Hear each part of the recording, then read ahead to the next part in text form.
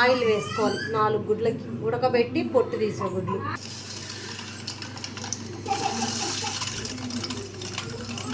గుడ్లు వాటిలో పసుపు వేసుకోవాలి. పసుపు వేసుకొని బాగా ఆయిల్లో ఫ్రై చేసుకోవాలి. ఈ 4 గుడ్లు ఆయిల్లో బాగా ఫ్రై అవ్వాలి. బాగా ఫ్రై అయితే అప్పుడు ఎగ్ మంచి టేస్ట్ వస్తుంది. ఎగ్స్ అనేటివి ఇలా గోల్డెన్ కలర్ వచ్చేంత వరకు బాగా నూనెలో ఫ్రై అయ్యేటట్టు చేసుకోండి. ఎల్లిపాయ కారం కోసం జీలకర్ర, మంట కారం అయితే 2 స్పూన్లు, తగినంత ఉప్పు, ఎల్లిపాయ కారం అదిగోండి వేసాను.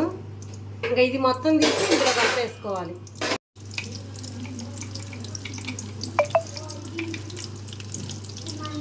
మొత్తం అంతా దానికి బాగా కలుపుకోవాలి. ఇదంతా ఎల్లిపాయ కారం అంతా ఆయిల్ అయ్యేదాకా బాగా కలుపుకోవాలి. ఆయిల్ బాగా కలుపుకుంటే చక్కగా బాగుంటుంది. ఆ పచ్చివాసన అన్నది పోవాలి. అంతా ఆ పచ్చివాసన పోయేదాకా లో ఫ్లేమ్లో పెట్టుకొని కలుపుకుంటే బాగుంటుంది.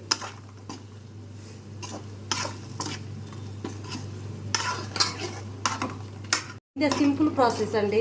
2 నిమిషాలు అయిపోతుంది. ఇంట్లో కూరగాయలు ఏమీ లేకపోయినా గుడ్లు ఉంటే చక్కగా ఎల్లిపాయ కారం వేసుకొని ఫ్రై చేసుకోవడం అంతే.